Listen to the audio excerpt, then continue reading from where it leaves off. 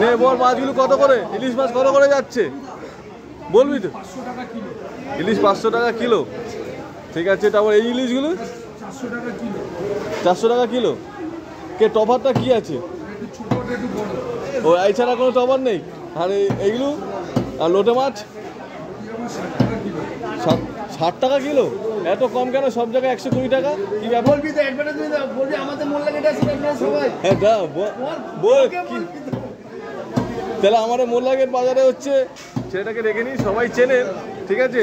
60 টাকা করে হচ্ছে মাছ, কিন্তু সব জায়গায় হচ্ছে 120 টাকা 100 টাকা, কিন্তু এখানে 60 টাকা করে কিলো, ঠিক আছে। তা এগুলো কি মাছ? এটাও ইলিশ? এটা কত? ওটা হচ্ছে একটু বড় আছে, আর ইলিশের সাইজটা একটু অন্যরকম। তন্ময়কে বলে আপনি কোথা দিয়ে? তন্ময় বলে কালীগঞ্জ দিয়ে, সেখানে দাম কম দেয়। তাহলে তো খেলা চেনে তো, আমার বন্ধু তো চেনে না, ভাইরাল হবে। ঠিক আছে। এটা কি মাছ? এটা ভেটকি, ভোলা ভেটকি।